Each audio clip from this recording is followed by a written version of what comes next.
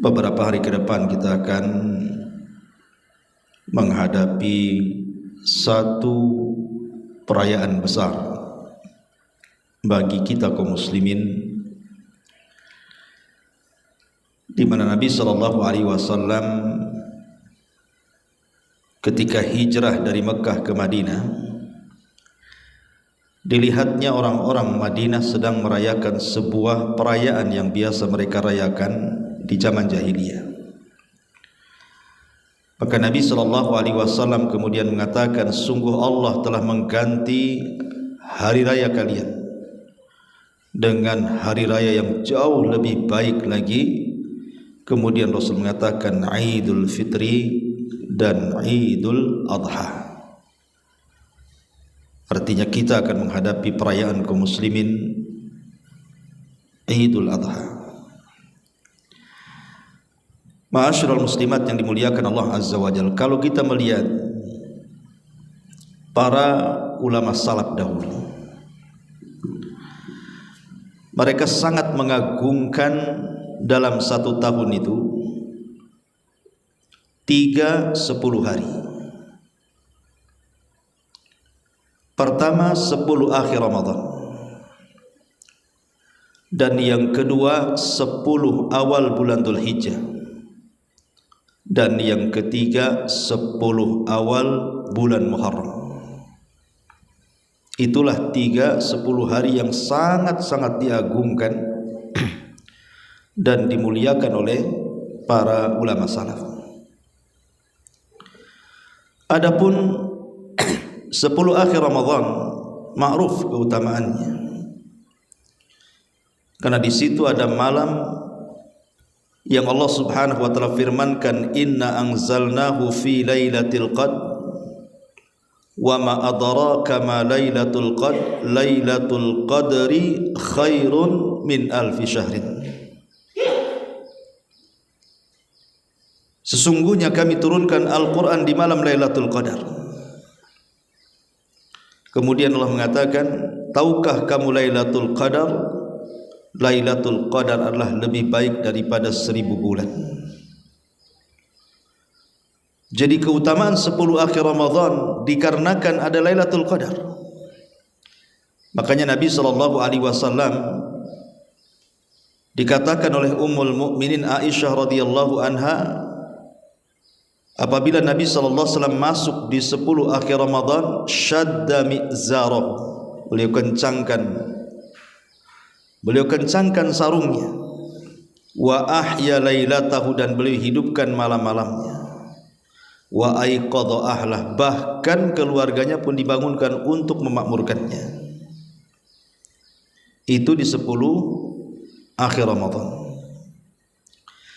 Adapun di 10 awal Dzulhijjah, maka keistimewaannya pun tak kalah daripada 10 akhir Ramadan. Makanya para ulama salaf seperti Sa'id ibn Zubair radhiyallahu anhu, apabila datang 10 awal bulan Dzulhijjah, maka akan sulit berjumpa dengan dia, karena dia habiskan hari-harinya dan malam-malamnya untuk beribadah kepada Allah. Sampai dia katakan, la tutfi'u surujakum layaliyal ashri, jangan kalian padamkan lampu-lampu rumah kalian di malam-malam 10 awal bulan Dzulhijjah. Hidupkan dengan ibadah, tahajudnya, witirnya, qiraatul Qur'annya, zikirnya, dan begitu seterusnya. Begitulah para ulama salaf mengagungkan 10 awal bulan Dzulhijjah. Kalau di 10 akhir Ramadan, Lailatul Qadar disembunyikan oleh Allah. Terkadang bisa tanggal 21, tanggal 23, tanggal 25, 27 atau 29, dan setiap tahunnya berubah-ubah. Tidak mesti di tanggal tertentu. Artinya untuk mencari Lailatul Qadar itu penuh dengan ijtihad kesungguhan, dengan menghidupkan semua malam selama akhir Ramadan. Tetapi berbeda di malam Lailatul Qadar yang Allah sembunyikan, berbeda pula dengan keutamaan di 10 awal bulan Dzulhijjah Allah tidak sembunyikan. Di mana kita beramal kapanpun di 10 awal bulan Dzulhijjah itu, pahalanya akan dilipat gandakan. Kalau seandainya di 10 akhir Ramadan, di malam Lailatul Qadar, para malaikat turun, yang Allah Subhanahu wa taala katakan tanazzalul malaikati warruh, para malaikat turun, bahkan Jibril alaihi salam pun turun untuk meramaikan malam Lailatul Qadar. Tapi di 10 awal bulan Dzulhijjah Allah mendekat kepada hambanya, tentu dengan pendekatan yang yaliku bijalali, sesuai dengan keutamaannya. Laisa kamitslihi syai'un wa huwas samiul basir, yang tidak sama dengan makhluknya, karena dia maha melihat lagi maha mengetahui, maha mendengar lagi maha melihat. Allah Subhanahu wa taala mendekat pada hamba-hambanya. Ma'asyiral muslimat yang dimuliakan Allah Azza wa Jalla, kalau di bulan Ramadan Id itu cuma 1 hari saja, Idul Fitri. Artinya 1 Syawal kita sudah boleh puasa. Setelah Idul Fitri 1 Syawal, kemudian besoknya kita bisa puasa Syawal, karena Idul Fitri cuma 1 hari saja, dilarang puasa. Tetapi 10 awal bulan Dzulhijjah ini, ketika sampai kepada hari ke-10 Idul Adha Yaumun Nahar, maka Allah Subhanahu wa taala berikan 4 hari Id kepada kita. Idul Adha dan Ayyamut Tasyrik, hari-hari tasyrik, atau dengan bahasa hadis Yaumul Qar.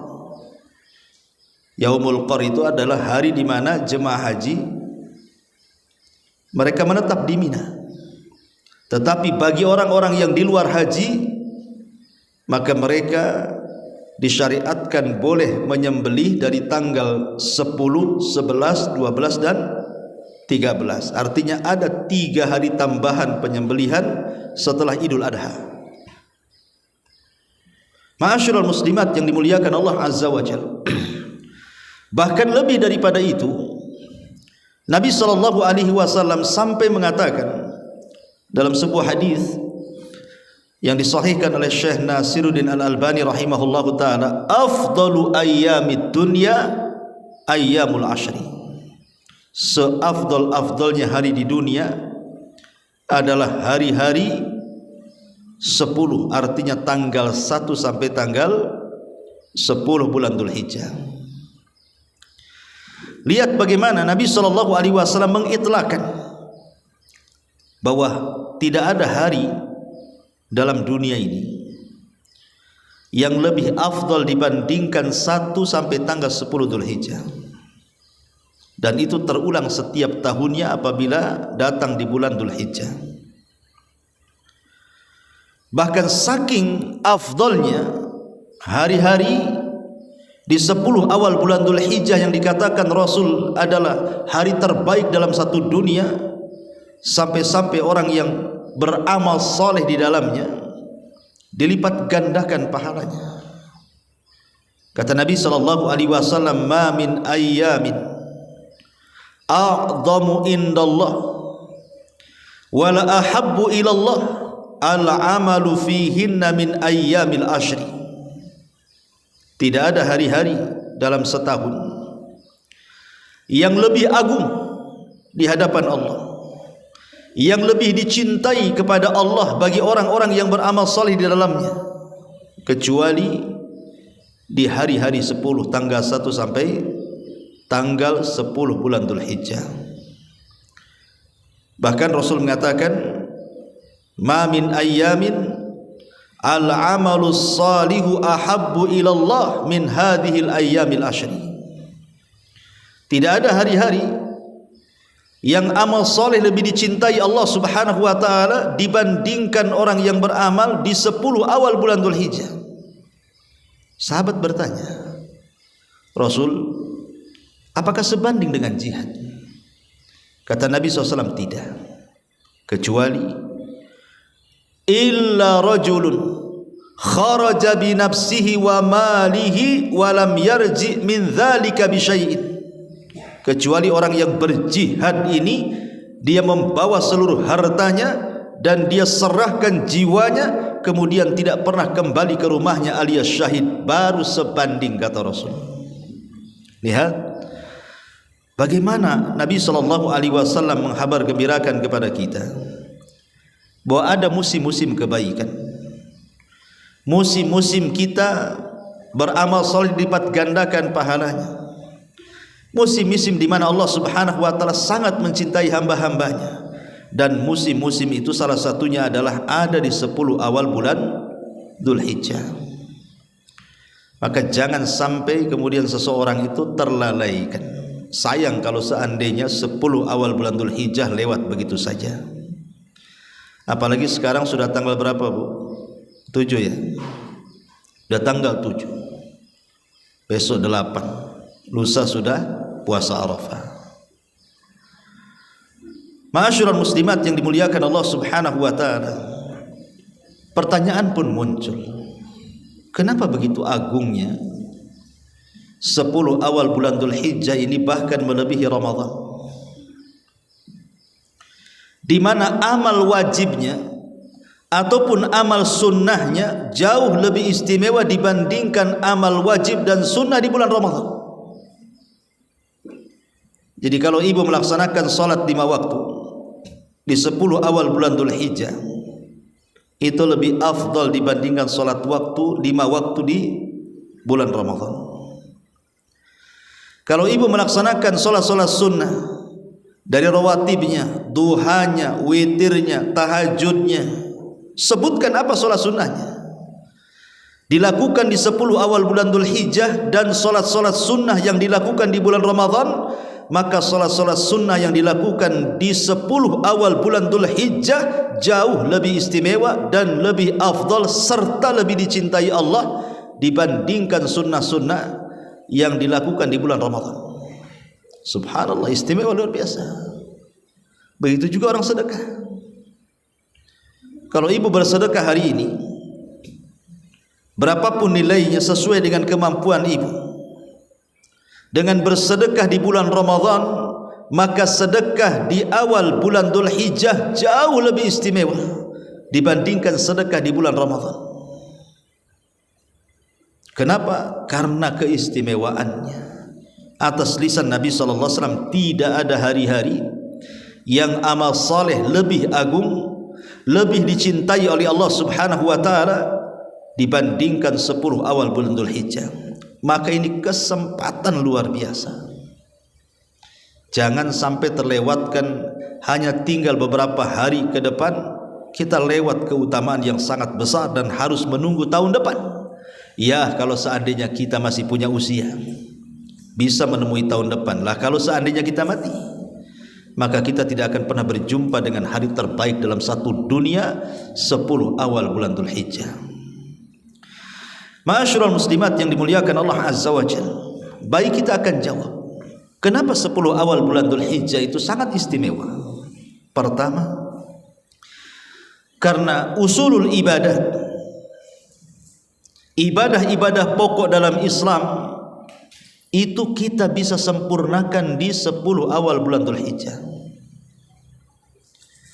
Ibadah pokok dalam Islam itu syahadat, salat, zakat, puasa, haji, atau disebut dengan rukun Islam. Itu tidak bisa dilakukan di bulan Ramadan dan tidak akan sempurna. Boleh jadi di bulan Ramadan kita bisa syahadat, kita bisa salat, kita bisa puasa, kita bisa haji, tapi haji tidak bisa. Kita bisa salat, syahadat, puasa, zakat, tapi haji tidak bisa. Tapi di 10 awal bulan Dzulhijjah kita bisa syahadat, kita bisa salat, kita bisa puasa, kita bisa zakat, bahkan bisa haji. Sempurnalah rukun Islam di 10 awal bulan Dzulhijjah ini. Ini yang menjadikan istimewa bulan Dzulhijjah ini, karena usulul ibadah, pokok-pokok ibadah itu bisa diselesaikan semuanya yang tidak ada di bulan-bulan yang lainnya. Kemudian yang kedua, Karena di 10 awal bulan Dzulhijjah ini Allah Subhanahu wa taala bersumpah dalam Quran. Kalau ibu baca surah Al-Fajri, di permulaan Allah mengatakan wal fajri wa layalin ashri, demi waktu fajar dan demi malam-malam 10. Jumhurul ulama baik salaf ataupun khalaf yang dinukilkan oleh Imam Ibnu Katsir rahimahullahu taala memberikan catatan tafsir bahwa yang dimaksud layalin ashri adalah Ashru Dzulhijjah, 10 awal dari bulan Dzulhijjah. Dan ini pendapatnya Abdullah ibn Abbas radhiyallahu anhuma, pendapatnya Imam Qatadah ibn Di'amah, pendapatnya Ikrimah, pendapatnya Sa'id ibn Zubair, dan para ulama tafsir yang lainnya. Dan tidaklah Allah Subhanahu wa taala bersumpah dalam Quran kecuali dengan perkara yang sangat agung di sisinya. Dan itu kaidah Al-Quran. Apabila Allah bersumpah, tidak mungkin bersumpah dengan makhluknya kecuali makhluk itu memiliki keistimewaan di hadapan Allah Azza wa Jalla. Kemudian apalagi yang ketiga, karena di 10 awal bulan Dzulhijjah ada hari Arafah. Hari Arafah ini bukan hari biasa, karena hari Arafah adalah hari Id bagi seluruh kaum muslimin.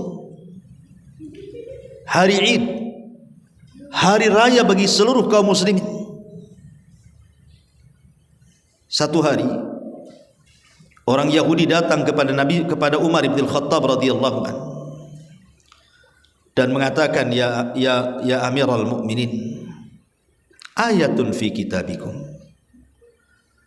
taqra'unaha law alaina ma'syaral yahudi nazalat lattakhadna dzalikal yawma ida.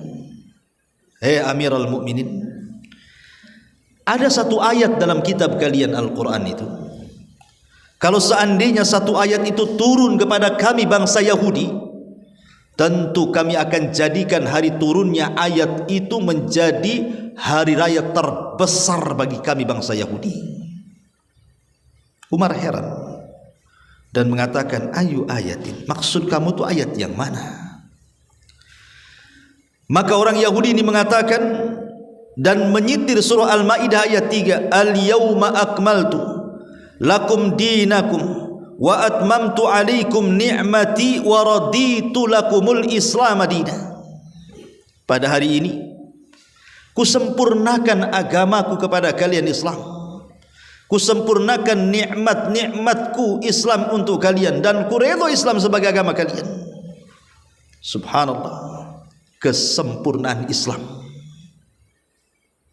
agama satu-satunya yang disempurnakan Allah Azza wa Jalla, dan tidak ada kesempurnaan ini pada agama yang lainnya. Tentu ini kebanggaan hari raya tentang turunnya ayat ini. Bagaimana Allah kemudian membanggakan kita dengan menyempurnakan agamanya buat kita, sehingga apapun yang kita hajatkan di dunia semua ada jawabannya dalam Quran. Perkara-perkara yang mendekatkan kita ke sorga sudah dijelaskan, hal-hal yang bisa mendekatkan ke neraka sudah dijelaskan, semua sudah terang benderang. Taraktukum alal baydha lailuha kanahariha la yazigu anha illa halik, kata Rasul. Kutinggalkan Islam ini terang benderang, malamnya seperti siangnya, dan tidaklah melenceng kecuali pasti akan binasa. Ada hari Arafah, hari di mana hari itu menentukan sah dan tidaknya orang yang sedang manasik haji. Kata Nabi SAW, al-hajju arafatun, haji itu adalah Arafah, karena di situ tempat wukuf, dan haji itu ditentukan dengan wukuf. Adapun tentang puasa di hari Arafah bagi orang-orang yang haji tidak disunahkan, tapi boleh. Karena orang haji itu butuh kekuatan untuk banyak melakukan ibadah yang bermacam-macam, sehingga tidak dianjurkan berpuasa. Tetapi bagi orang yang di luar haji sangat ditekankan, bahkan disunnahkan, bahkan sunnah muakkad seseorang itu berpuasa dengan puasa Arafah tepat di tanggal 9.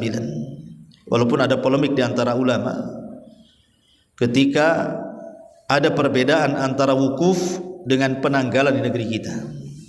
Mana yang lebih diutamakan, wukufnya ataukah sesuai dengan ikutan penanggalan hijriah yang ditentukan negara kita? Walaupun saya cenderung bahwa puasa Arafah itu ditentukan dengan waktu, bukan dengan tempat. Tapi kalau ada orang berpendapat ditentukan dengan tempat, ya silahkan saja. Karena kalimat Arafah itu memiliki dua makna, bisa dibawa ke tempat, bisa dibawa ke waktu. Kalau dibawa ke tempat berarti ketentuan puasa Arafah ditentukan dengan tempat wukuf. Ada wukuf, ada puasa. Tidak ada wukuf, tidak ada puasa. Tapi barang siapa yang menentukan puasa dengan waktu, maka tidak mesti melihat wukuf, tapi melihat kapan pemerintah kita ini menentukan tanggal 1 Dzulhijjah. Apabila kemudian sudah sampai ke 9 Dzulhijjah, maka kita puasa. Di Saudi wukuf ataupun tidak wukuf, karena masing-masing negara itu punya kebijakan masing-masing dalam penentuan hilal, ya. Ma'asyiral muslimat yang dimuliakan Allah Subhanahu wa taala. Tapi yang jelas bahwa puasa Arafah itu sangat istimewa. Karena Nabi sallallahu alaihi wasallam sampai mengatakan, ahtasibuha yukaffiru sanatal madhiyata wa sanatal qabilata. Aku berharap orang yang berpuasa di hari Arafah itu bisa menggugurkan dosa setahun ke belakang dan dosa setahun yang akan datang. Subhanallah, ya. Ma'asyiral muslimat yang dimuliakan Allah Azza wa Jalla. Kemudian apa lagi? Yang keempat, Allah Subhanahu wa taala menentukan hari terbaik dalam satu dunia itu dalam setahun, Yaumun Nahr, hari penyembelihan. Dan itu ada di 10 awal bulan Dzulhijjah. Sampai-sampai Nabi sallallahu alaihi wasallam mengatakan, a'zamul ayyam, perhatikan lafadznya, a'zamul ayyam, seutama-utama hari, indallahi, di sisi Allah. Subhanallah, seutama-utama hari di sisi Allah Subhanahu wa taala dalam satu tahun adalah Yaumun Nahr, hari penyembelihan kurban. Tsumma yaumul qar, kemudian hari qar. Lihat, Nabi SAW sampai mengatakan seafdol-afdolnya hari. Makanya kalau saya sering mengkerucutkan supaya memudahkan untuk memahami, dalam satu tahun itu, Bu, ada 4 bulan yang disebut dengan Ashhurul Hurum, Dzulqa'dah, Dzulhijjah, Muharram, dan bulan Rajab. Dari 4 bulan hurum itu yang paling utama adalah bulan Dzulhijjah. Dan dari bulan Dzulhijjah itu yang paling utama adalah 10 awal bulan Dzulhijjah. Dan 10 awal bulan Dzulhijjah itu yang paling utama adalah hari Arafah dan hari Nahar. Dan dari 2 hari yang utama, Nahar dan Arafah ini, puncaknya adalah Yaumun Nahar, Idul Adha, hari di mana terjadi penyembelihan. Kenapa? Karena bagi orang-orang yang sedang manasik haji, hari Nahar itu adalah hari tersibuk bagi mereka. Karena itu haji akbar masalahnya.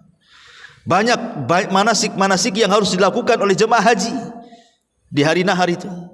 Dan bagi orang-orang yang tidak haji, maka mereka sedang melakukan penyembelihan, berkurban, mengiklankan tauhid, Kul inna salati wa nusuki wa mahyaya wa mamati lillahi rabbil alamin fasalli li rabbika wanhar. Katakan ya Muhammad, salatku, penyembelihanku, hidupku dan matiku kuserahkan kepada Allah. Maka salatlah untuk Rabbmu dan berkurbanlah untuk Rabbmu. Luar biasa. Jadi puncak hari dalam setahun itu adalah Yaumun Nahar. Kapan itu? Tanggal 10 bulan Dzulhijjah. Baru kemudian Yaumul Qar. Yaumul Qar itu artinya ayyamut tasyrik. Bagi yang tidak haji mereka membolehkan untuk melakukan penyembelihan. Dan bagi orang-orang yang haji mereka sedang menetap dan banyak aktivitas mereka di Mina. Ma'asyiral muslimat yang dimuliakan Allah Azza wa Jal, ini dengan sebab inilah kenapa 10 awal bulan Dzulhijjah itu sangat istimewa. Kemudian yang kelima, karena di 10 awal bulan Dzulhijjah itu ada penyembelihan kurban. Kata Nabi SAW dalam sebuah hadis, man arada an yudhahiyya falam yudhahi fala yaqrabanna musallana. Barang siapa yang hendak berkurban, barang siapa yang punya kemampuan berkurban tapi dia tidak berkurban, maka jangan pernah dekat tempat sembahyang kami. Diusir oleh Rasul dari salat Id bagi orang yang sanggup kurban tapi tidak mau kurban. Karena kurban sendiri, ibu, adalah satu bentuk rasa syukur kita kepada Allah.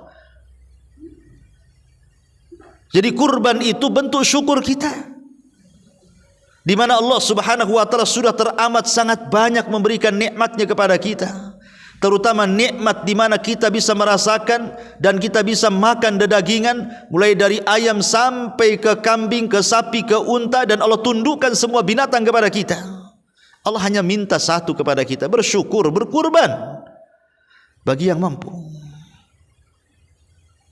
Ma'asyiral muslimat yang dimuliakan Allah Azza wa Jalla, karena kurban itu syiarut tauhid, syiarnya tauhid. Ketika para dukun mereka menganjurkan kurban untuk setan bagi orang-orang yang datang kepada mereka, ketika para jin memberikan was-was di tempat-tempat keramat, orang-orang yang lewat di tempatnya disuruh berkurban untuk mereka, maka ketika Islam mensyariatkan kurban di hari Idul Adha, maknanya kita sedang mensyiarkan kurban, bahwa kurban itu alamatut tauhid, tidak boleh diserahkan kepada dukun, tidak boleh diserahkan kepada syaitan, tidak boleh diserahkan kepada jin, dan kurban itu hanya diserahkan kepada Allah Subhanahu wa taala. I'lanut tauhid, kita sedang mengiklankan tauhid.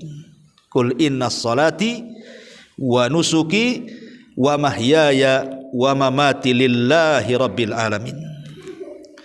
Ma'asyiral muslimat yang dimuliakan Allah Subhanahu wa taala. Dan yang keenam, karena di permulaan bulan Dzulhijjah itu ada ibadah yang sangat mulia,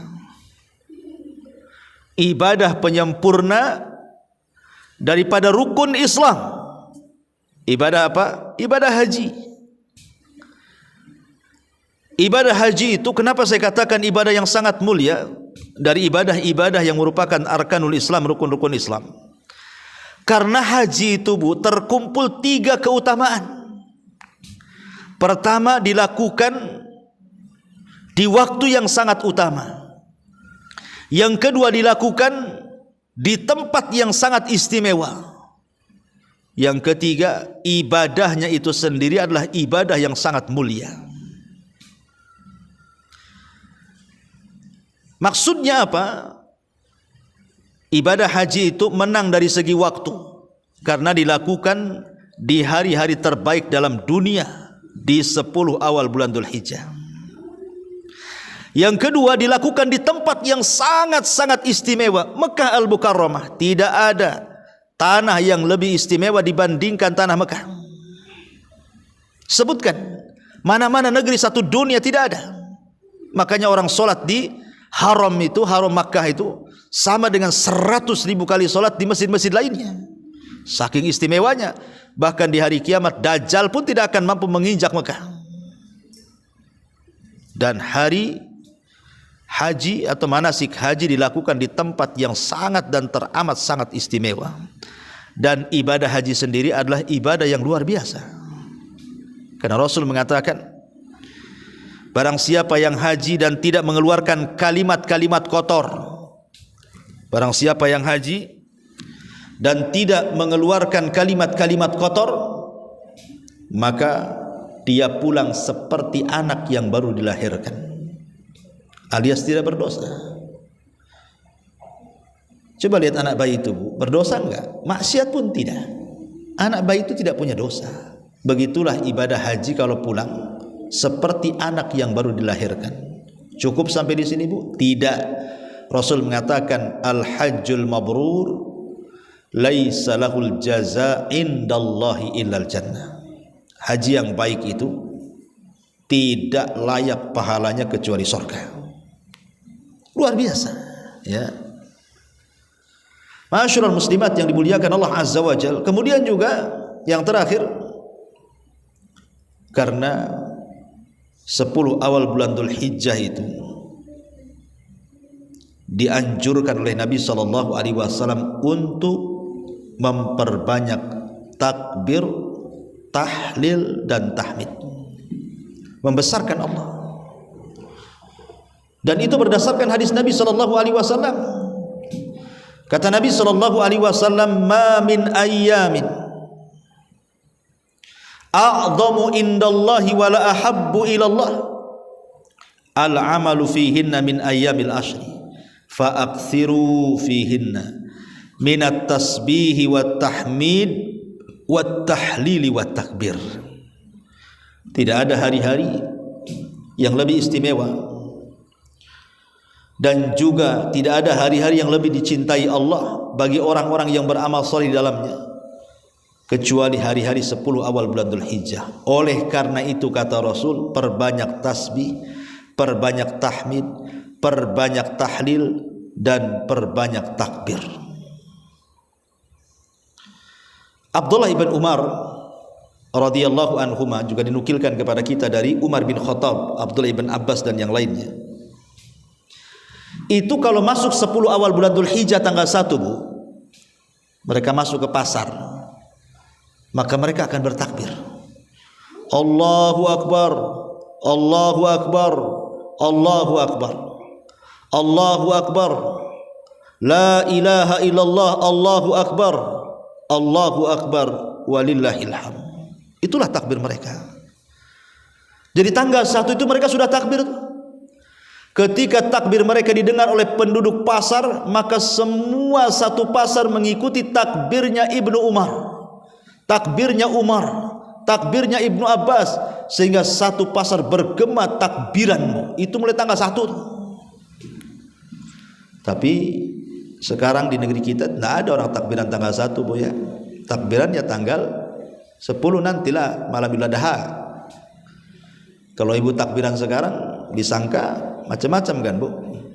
Ya, cobalah ibu takbiran di pasar. Apa kata orang pasar? Bu, masih lama lebaran katanya. Kan gitu, ya.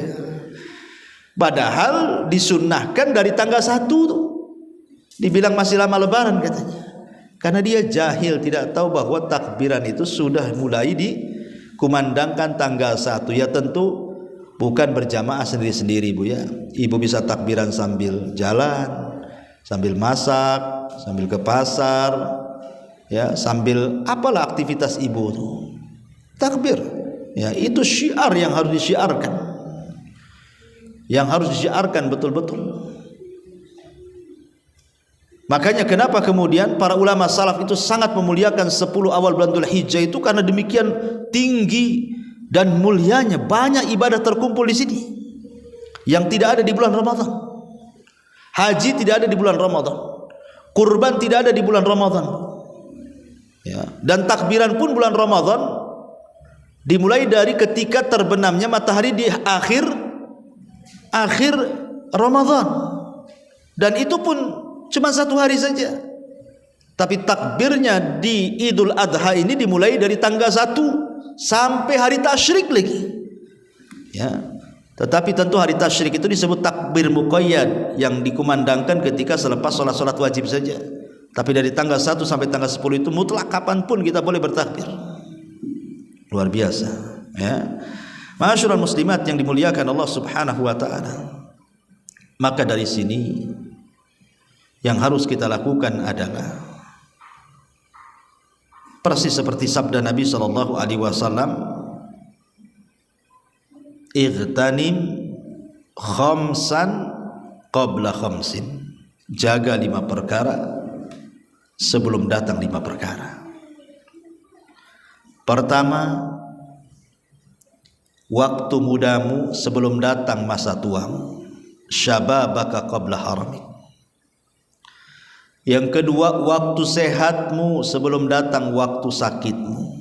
Sihhataka qabla saqamik. Kemudian yang ketiga, waktu longgarmu sebelum waktu sibukmu. Faraghaka qabla syughlik. Ya. Kemudian yang keempat, waktu kayamu sebelum waktu fakirmu. Wa ghinaka qabla fakrik. Dan yang kelima, waktu hidupmu sebelum datang waktu matimu. Kalau kita diberikan nikmat, Bu, kita ini masih kuat, masih muda, ya. Yang kedua, kita sehat, tidak sakit. Yang ketiga, kita banyak waktu luang, ya. Kemudian yang keempat, kita diberikan rizki walaupun tidak kaya cukup, dan kita masih hidup. Maka 5 nikmat ini gunakan sebaik mungkin. Kita masih muda, kita sehat, kita kaya, kita luang waktu, kita masih hidup. Lah apa kemudian kita tidak mau beramal saleh itu? Apa alasannya?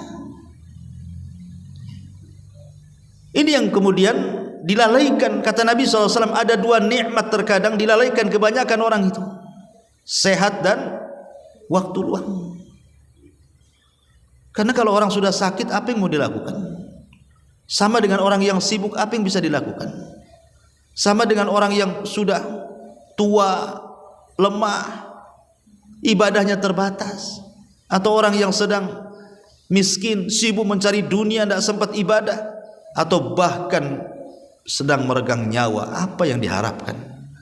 Maka kalau Allah berikan 5 nikmat kepada kita ini, gunakan. Ini waktu-waktu musim-musim yang luar biasa, ya. Musim-musim orang yang kalau beribadah itu pahalanya besar nih di 10 awal bulan Dzulhijjah ini. Maka sebisa mungkin yang tersisa ini, Bu, walaupun tinggal beberapa hari, kan 7 berarti 8, 9, 10, 3 hari lagi lah, ya. Ada kesempatan kita, bagi yang luput mungkin melakukan banyak amal saleh, ada kesempatan. Kalau bisa diborong-borong lah, kan itu ya. Salat malamnya, zikirnya, baca Qur'annya, puasanya, silaturahimnya, dan begitu seterusnya. Mumpung kita berada di hari-hari terbaik dalam satu dunia. Kapan lagi? Nunggu tahun depan? Ya kalau kita dapat, kalau enggak, ya. Makanya inilah pentingnya kita mengenal keistimewaan 10 awal bulan Dzulhijjah. Wallahu a'lam, Bu.